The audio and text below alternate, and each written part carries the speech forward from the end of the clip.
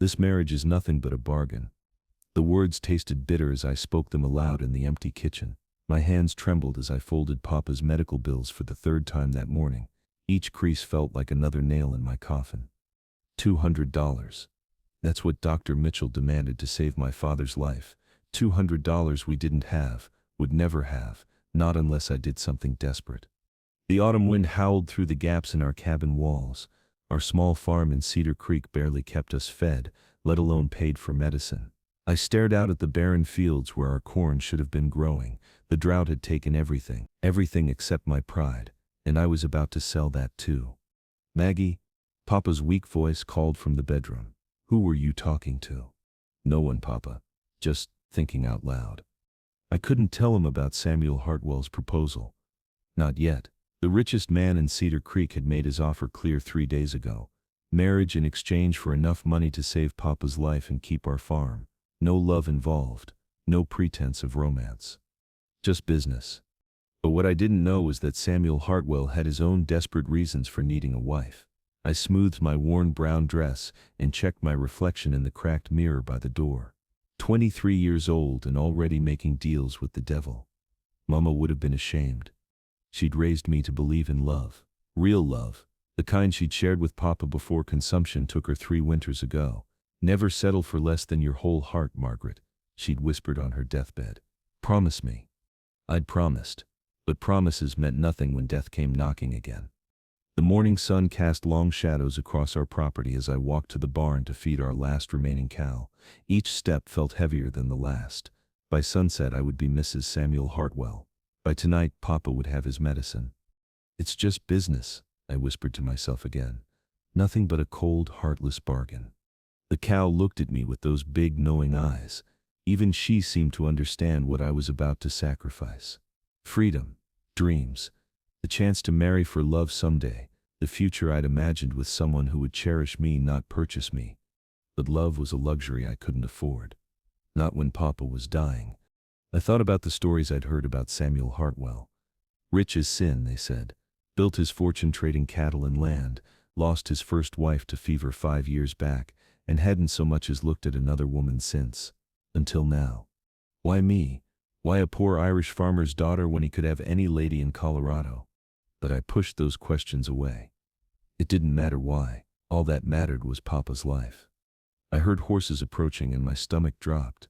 Samuel Hartwell rode up our dusty path right on time, just as he'd promised. Tall and stern in his black coat, he looked every inch the wealthy businessman he was. His dark hair was perfectly combed, his boots polished despite the dusty road.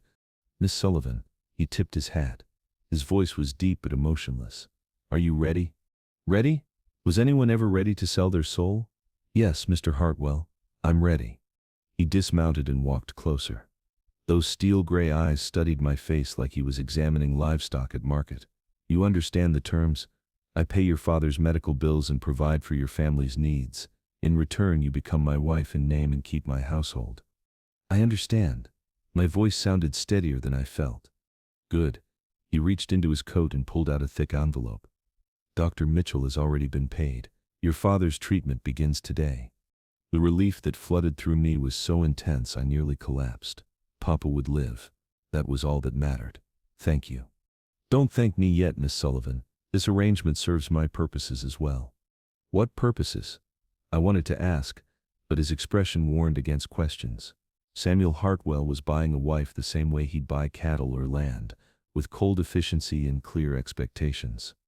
Yet something in his eyes seemed almost lonely, like a man who'd forgotten what warmth felt like. "The ceremony is in 1 hour," he continued. "Reverend Thomas is waiting at the church. You may bring 1 small bag of personal belongings." 1 bag, 23 years of life reduced to what I could carry in a flour sack. I nodded, not trusting my voice. "One more thing." He reached into his other pocket and pulled out a small velvet box. "You'll need this." Inside was a simple gold band. No stones, no decoration, just cold metal to mark our cold arrangement. I slipped it on my finger, surprised that it fit perfectly. "How did you know my size?" "Mrs. Patterson at the general store. She measured your finger when you weren't looking." Even this had been planned, calculated. Nothing left to chance or sentiment. As Samuel rode away to prepare for our wedding, I stood in our doorway looking at the only home I'd ever known. The peeling paint, the crooked fence, the garden where Mama used to grow roses. All of it would stay here while I went to live in Samuel Hartwell's big house on the hill. That house where his first wife had died, where he'd loved and lost everything that mattered. But what I didn't realize was that leaving this place would be the beginning of something I never expected. Papa was sleeping peacefully when I kissed his forehead goodbye. Dr. Mitchell had already given him the first dose of medicine. Color was returning to his cheeks for the first time in weeks. "I'll visit soon, Papa," I whispered. "You're going to get better now." "Margaret?" His eyes fluttered open. "Where are you going, child?" I forced a smile. "Just into town, Papa. Rest now." He squeezed my hand weakly. "Your Mama would be proud of you, taking care of us all." If only he knew the price I was paying. I packed my few belongings quickly. Mama's Bible, her silver locket, 2 dresses, and the quilt she'd sewn for my hope chest. Such small things to represent an entire life. The walk to the church felt like a funeral march. Each step took me further from everything familiar and closer to a future I couldn't imagine. The autumn leaves crunched under my feet, and I wondered if this would be the last time I walked this path as Maggie Sullivan. Soon I would be Mrs. Samuel Hartwell, wife to a stranger who'd bought me like property. The church bells began to ring, calling me to my fate. I lifted my chin and walked faster. If this was to be my life, I would face it with dignity. Papa would live, and that made any sacrifice worthwhile. Even if it meant giving up my heart forever. And that was when I saw him waiting at the church steps, looking as grim as a man attending his own execution. But what I couldn't see yet was the pain hidden behind those steel gray eyes, and the loneliness that matched my own. Reverend Thomas stood beside him, prayer book in hand, looking uncomfortable with the whole arrangement. He'd known me since I was born, baptized me in this very church.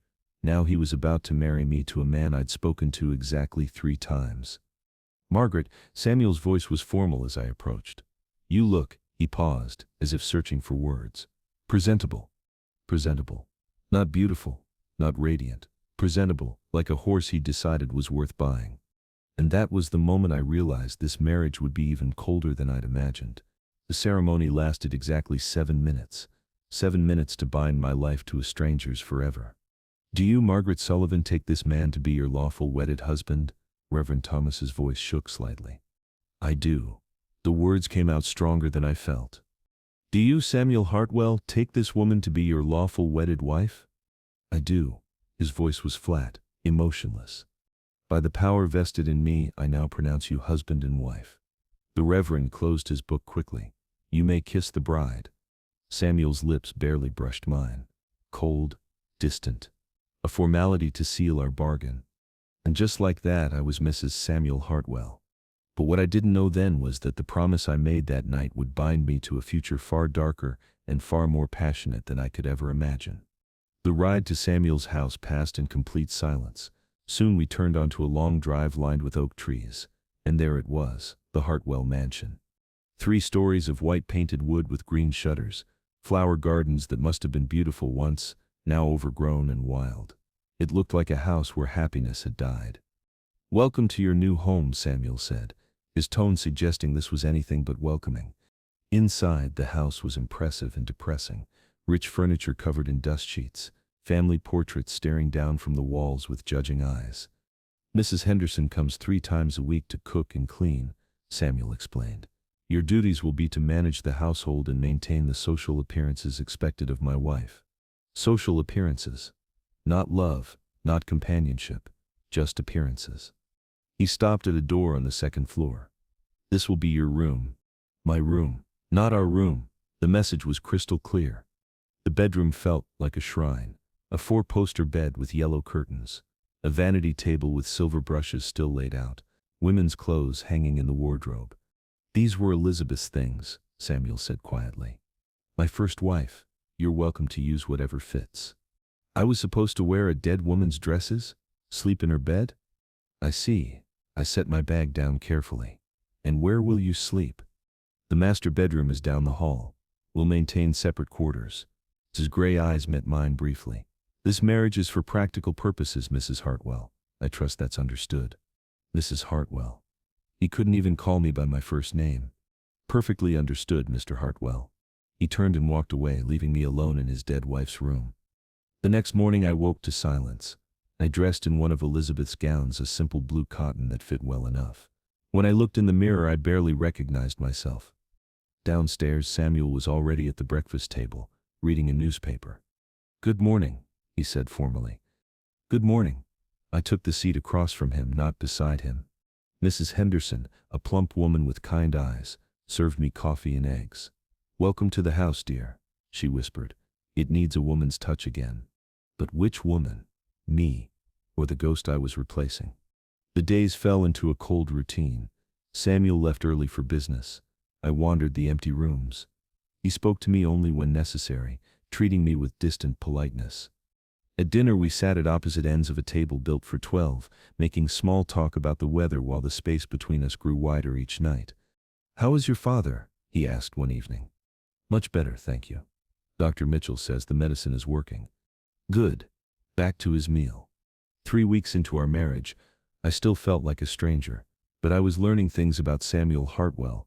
He worked long hours because he couldn't stand being in the house. He kept Elizabeth's portrait on the mantel with fresh flowers. He slept poorly. I could hear him pacing the halls at night. And just when I thought the worst was behind me, a secret was waiting to tear open every fragile hope I held. It happened on a Tuesday. I was in the garden when Mrs. Henderson came rushing out. "Mrs. Hartwell, come quick. There's a woman at the door asking for Samuel. Says she has a claim on him." My blood ran cold. "What kind of claim?" "She's got a baby with her. A little boy. Says Samuel is the father." The world tilted. My husband had a child? With another woman? I followed Mrs. Henderson to the front door. There stood a young woman with dark hair and desperate eyes, holding a toddler with unmistakable gray eyes. Samuel's eyes. "I need to see Samuel Hartwell," she said, her voice shaking. "It's about our son." Our son. The words hit me like a physical blow. "Samuel isn't here," I managed to say. "I'm his wife." The woman's face crumpled. His wife? But he promised. The little boy looked at me with those familiar gray eyes, and I saw Samuel's face in miniature. There was no denying it. "What's your name?" I asked gently. "Mary. Mary Collins. And this is little Samuel. He's 2 years old." 2 years old, which meant Samuel had been with this woman 3 years ago. "Please," Mary continued, tears streaming. "I wouldn't have come here, but I've got nowhere else to go. My father threw me out. I lost my job. We've got no money, no food." My heart broke for her. For the child. For myself. Samuel had a son he'd never mentioned, a woman he'd abandoned. "Come inside," I heard myself saying. "Both of you." As I led them into the parlor, I wondered what else my husband was hiding, what other secrets lay buried in this house of ghosts. And why did the thought of Samuel having loved someone else make my chest ache with something that felt dangerously close to jealousy? The afternoon stretched endlessly. Mary fell asleep on the sofa, exhausted. Little Samuel played quietly with wooden blocks, and every time he laughed, I heard echoes of the man who'd married me for convenience. When I finally heard Samuel's horse in the drive, my hands began to shake. The front door opened and Samuel's voice called out, "Mrs. Hartwell, is everything?" He stopped dead when he saw them. Mary, stirring awake. The little boy with his gray eyes. "Dear God," Samuel whispered, all color draining from his face. "Mary, what are you doing here?" "Samuel." Mary stood up slowly, holding little Samuel close. "I'm sorry to come here, but I had no choice." Samuel's eyes darted between Mary, the child, and me. I could see the panic building in his expression. "Margaret," he said carefully, "perhaps you could give us a moment?" "No." The word came out sharper than I intended. "I think I deserve to know what's happening in my own home." Our eyes met across the room, and for the first time since our wedding, I saw real emotion in Samuel's face. Fear, guilt, and something else I couldn't name. "This is my son," he said quietly. "His name is Samuel." "Your son." I repeated the words, letting them sink in. "And you never thought to mention him?" "It's complicated." "I imagine it is." I looked at Mary, who was watching our exchange with growing alarm. "How long has it been since you've seen him, Samuel?" "Over a year," Mary answered when Samuel remained silent. "He promised he'd send money, but..." But he was too busy finding himself a wife. I finished. The silence stretched between us, heavy and accusatory. Little Samuel chose that moment to toddle over to his father, reaching up with tiny hands. "Papa?" The word hung in the air like a gunshot. Samuel looked down at his son with an expression of pure anguish, and something inside my chest cracked open. This cold, distant man I'd married had once held this child, had been called Papa, had made promises he'd broken. "What do you want from me, Mary?" Samuel asked finally. "Just help. Just enough to get by until I can find work again." "You could stay here," I heard myself saying. Both Samuel and Mary stared at me in shock. "Margaret," Samuel began, but I held up my hand. "This house has 20 rooms. Surely we can spare one for your son and his mother." And that was the moment I realized my practical marriage was about to become something far more complicated than any of us had imagined. "Stay here?" Samuel's voice cracked like a whip. "Absolutely not." "Why not?" I crossed my arms, surprised by my own boldness. "This house is big enough for an army." "Margaret, you don't understand." "Then explain it to me." I looked at Mary, who was clutching little Samuel protectively. "Explain why your son and his mother aren't welcome in your home." Samuel's jaw tightened. "This isn't about welcome. It's about propriety." "Propriety?" I almost laughed. "You married me for money and convenience, but you're worried about propriety?" Mary stepped forward hesitantly. "Please, I don't want to cause trouble between you and your wife." "You're not causing trouble," I said firmly. "Are you, Samuel?"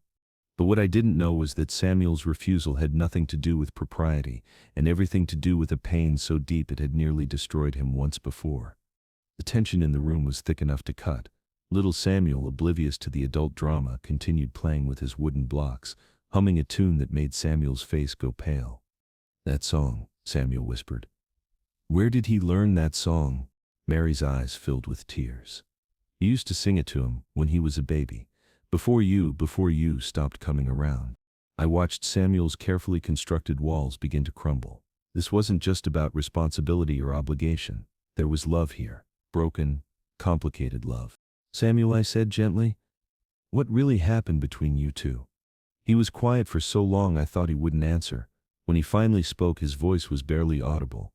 "After Elizabeth died, I was lost. I couldn't think straight, couldn't sleep. I started drinking too much, making poor decisions." He looked at Mary with something that might have been regret. Mary was working at the hotel in town.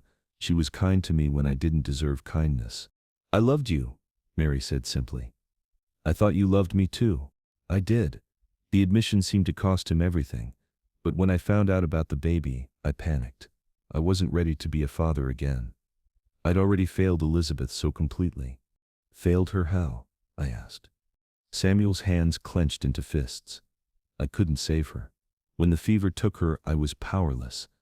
What right did I have to bring another child into this world when I couldn't protect the people I loved?"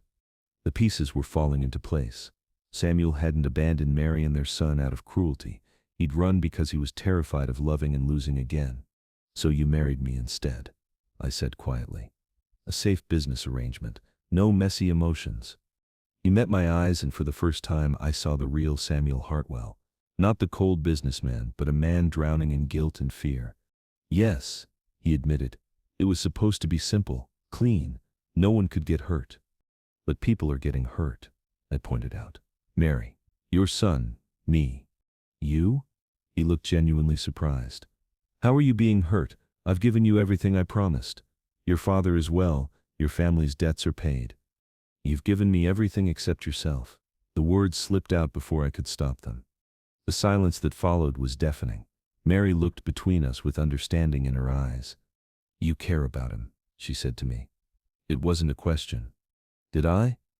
This cold, distant man who'd bought me like livestock? But when I looked at him now, broken and vulnerable, something in my chest tightened.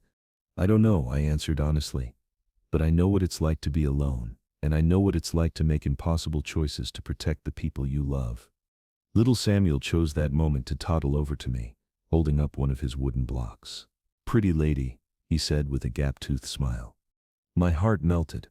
I knelt down to his level. "Hello, little one. What's your block?" "Horse," he declared proudly. I looked up at Samuel, who was watching our interaction with an unreadable expression. "He has your eyes." I said. And Mary's spirit, Samuel replied softly. But what I couldn't see yet was that this moment would change everything between us. I have a proposal, I said, standing up. Mary, you and Samuel can stay here temporarily, not as charity but as family. You can help Mrs. Henderson with the household, and little Samuel can have a proper home while you get back on your feet. And what do I get from this arrangement? Samuel asked, his business instincts kicking in. A chance to know your son, and maybe, I hesitated, maybe a chance to stop running from the past. Samuel stared at me for a long moment. You don't know what you're asking, Margaret. Having them here, seeing them every day, it will complicate everything. Everything's already complicated, I pointed out. At least this way we're being honest about it. Mary bounced little Samuel on her hip. I won't stay where I'm not wanted. You're wanted, I said firmly, surprising myself with how much I meant it. Both of you. Samuel walked to the window, staring out at the overgrown gardens. Elizabeth would have taken them in without question, he said finally. She had a good heart. Then honor her memory by doing what she would have done. He turned back to face us, and I saw the moment he made his decision. Very well, but there will be conditions, separate quarters, no expectations beyond basic hospitality. And this arrangement is temporary. Relief flooded Mary's face. Thank you both. As Mary and little Samuel settled into their room upstairs, I found myself in the kitchen with Samuel, an awkward silence stretching between us. Why did you do that? He asked finally. Because it was the right thing to do. Even though it benefits you nothing? I considered his question. Maybe I'm tired of everything being about benefit and bargains. Maybe I want to do something just because it's good. Samuel studied my face like he was seeing me for the first time. You're not what I expected, Margaret Sullivan. Margaret Hartwell, I corrected gently. And neither are you. And that was when I realized that our cold arrangement was beginning to thaw, one honest conversation at a time. But what none of us knew was that the real test of our unusual family was just beginning. And just as I let myself believe we could find peace, the sound of hooves thundered outside the cabin, bringing with it the one man who carried a secret so dark it could shatter everything between us. 3 days later I understood why Samuel had been reluctant to let them stay. Little Samuel's laughter filled the house for the first time in years. Every sound chipped away at the walls Samuel had built around his heart. At breakfast, when little Samuel asked, "More jam, Papa?" Samuel froze. "I'm not, you shouldn't call me that. But Mama says you're my papa." The pain in Samuel's eyes was raw. Mary quickly distracted the child. That evening I found Samuel on the porch. "Running away again?" I asked. "I should send them away," he said quietly. "This was a mistake." "Why? Because your son loves you?" "Because I'll fail him too." Samuel's voice cracked, just like I failed Elizabeth. But what I didn't know was that Samuel's greatest fear was about to be tested. The next morning brought 3 men on horseback, dust-covered and mean-looking. "We're looking for Mary Collins," the leader said. "Heard she might be staying here." "I'm afraid you're mistaken," I replied carefully. "Her daddy owes my boss money. When a man can't pay his debts," he smiled coldly, "sometimes his daughter can work it off instead." My blood ran cold. These weren't debt collectors. "There's no Mary Collins here," I said firmly. "Mrs. Hartwell." Samuel's voice came from behind me, deadly quiet. "Please go inside." I'd never heard that tone from him before. Dangerous. Protective. "We know she's here. Real pretty girl. Be ashamed if something happened to her." "Get off my property," Samuel said simply. "We ain't leaving without the girl." "Yes, you are." Then little Samuel came running around the corner chasing a butterfly. "Papa, Papa, look." The lead rider spurred his horse forward, reaching for the child. Samuel moved like lightning, grabbing little Samuel. "Touch my son and I'll kill you," Samuel said, and something in his voice made all 3 men pause. But what none of us realized was that this moment would force Samuel to choose between his fear and his love. "Your son?" The leader laughed. "Thought you didn't claim bastards, Hartwell. You thought wrong." I saw it then. The exact moment Samuel stopped running. His shoulders squared, his jaw set. He wasn't the broken man hiding from love anymore. He was a father protecting his family. "Mary," he called. "Take Samuel inside. Now." Mary appeared, scooped up the boy and disappeared into the house. "Last chance," the leader said, drawing his gun. Hand over the girl or things get ugly. The only thing getting ugly, Samuel replied, is what happens to you if you don't leave. I couldn't stand it anymore.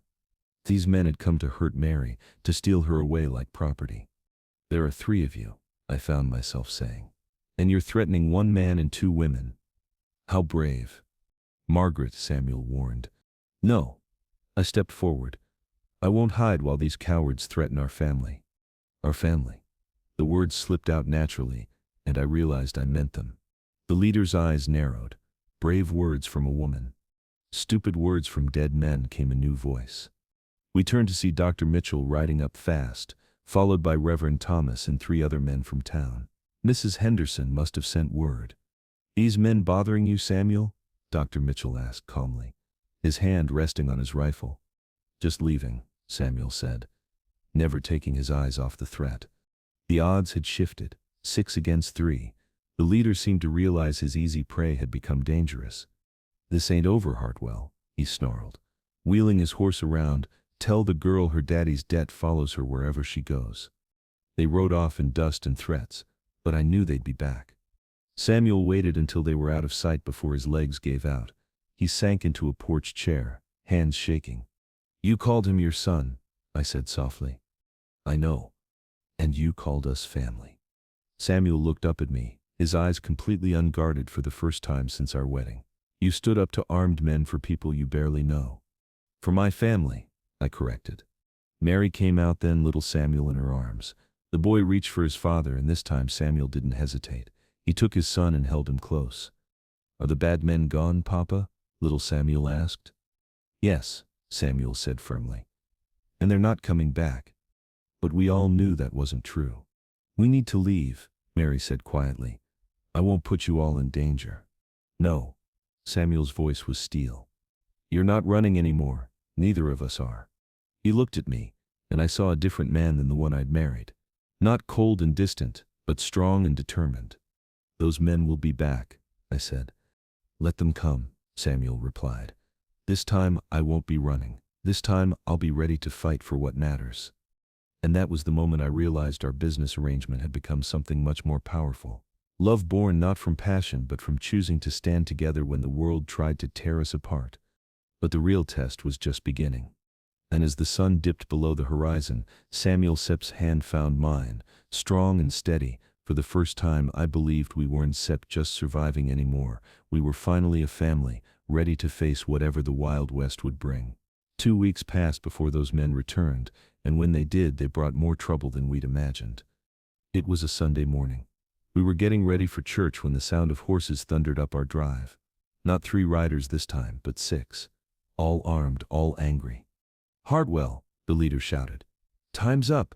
Send out the girl or we burn this place to the ground. Samuel stepped onto the porch, his rifle ready. I told you before, get off my property. That girl owes us 3 years of work and we aim to collect. The only thing you're going to collect, Samuel said quietly, is a bullet if you don't turn around right now. I stood beside him, my heart hammering. Mary appeared in the doorway, clutching little Samuel to her chest. Papa, the boy whispered, reaching for his father. I'm scared. And that's when everything changed. Samuel handed me his rifle and took his son in his arms. Don't be scared, little man. Papa's here. Papa. He'd said it himself this time, without hesitation, without shame. You see that? Samuel called to the riders. That's my son, my family, and I'll die before I let you hurt them. Then you'll die, the leader snarled, reaching for his gun. But he never got the chance to draw it. The church bells of Cedar Creek began to ring, and over the hill came what looked like half the town. Dr. Mitchell led the way, followed by Reverend Thomas the sheriff and 20 other men, all armed, all determined. Morning, Samuel, Dr. Mitchell called calmly. Heard you might have some unwelcome visitors. The leader looked around at the gathered townspeople. What had been 6 against 3 was now 26 against 6. This is private business, he growled. Nothing private about threatening women and children, Sheriff Morrison said. Now you boys have 10 seconds to ride out of my county. The outlaws looked at each other, calculating odds they didn't like. Finally, the leader spat in the dust and wheeled his horse around. This ain't over, he called back as they rode away. Yes, it is, Samuel said firmly. As the dust settled, The townspeople began to dismount. Mrs. Patterson hugged Mary like she was her own daughter. Dr. Mitchell ruffled little Samuel's hair. Reverend Thomas shook Samuel's hand. "Welcome home, son," the Reverend said quietly. "Cedar Creek takes care of its own." Samuel's eyes filled with tears he didn't try to hide. "Thank you, all of you." After the crowd dispersed, we found ourselves alone on the porch. The danger had passed, but something else hung in the air between us. "They called you family," Samuel said to Mary. "The whole town. They accept you." "They accept us," Mary corrected gently. "All of us." Samuel looked at me then, his gray eyes soft. "Margaret, I need to tell you something." My heart stopped. "What?" "When I married you, I thought I was buying safety. Distance." He took a step closer. "I was wrong." "Wrong how?" "I was already hurt, already lost. And you," he reached out and touched my face gently. "You didn't let me stay that way." Tears spilled down my cheeks. "Samuel, I love you," he said simply. "Not because of our arrangement. I love you for your courage, your kindness, and for seeing the man I could be." The words I'd been holding back for months finally broke free. "I love you too. I think I started falling for you the day you took little Samuel in your arms and called him son." Samuel's hands cupped my face, his thumbs wiping away my tears. "I want to marry you again. For real this time, with love instead of contracts." "We're already married," I laughed through my tears. "I know, but I want to do it right. I want to promise to love you, not just provide for you." "Yes," I whispered. "Yes, I want that too." He kissed me then, not the cold brush of lips from our wedding day, but a real kiss, deep and full of the love we had hidden. When we broke apart, little Samuel was tugging on my skirt. "Are you my mama now?" he asked with that innocent directness only children possess. My heart melted completely. "Would you like me to be?" "Yes, I want a mama and a papa and a family." I knelt down to his level. "Then that's what you'll have, sweetheart. Forever." Samuel gathered us both in his arms, and for the first time since Elizabeth's death, the Hartwell house felt like a home again. 3 months later, Reverend Thomas remarried us in the little white church. The town cheered as we sealed it with a kiss. And he did, to the cheers and applause of everyone we loved.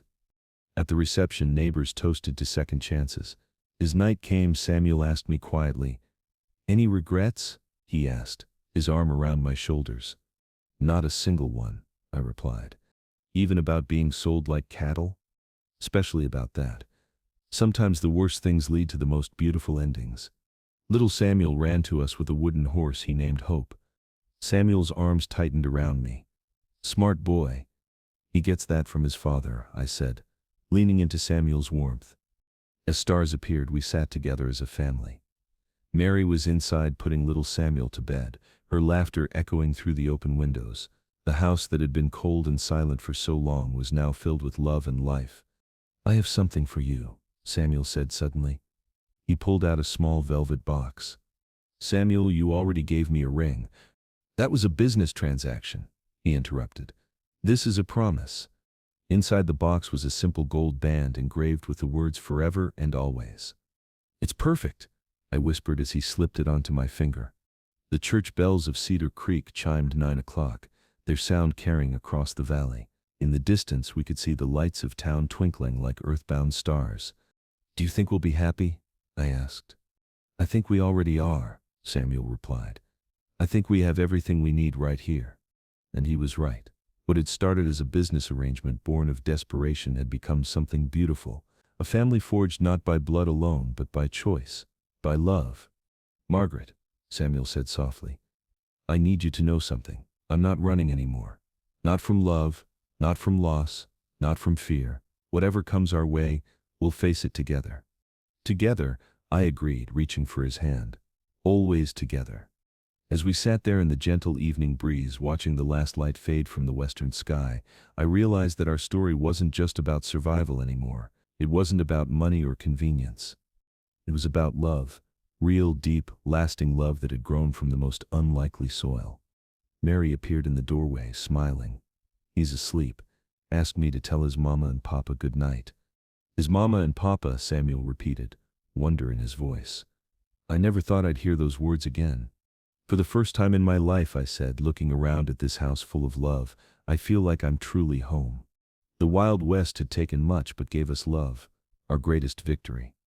As stars filled the sky over Cedar Creek, I knew that whatever tomorrow might bring, we would face it together. Samuel, Mary, little Samuel, and me. A family born not of blood or obligation, but of choice and love and the courage to believe in second chances. For the first time I was exactly where I belonged, with love that would outlive the Wild West,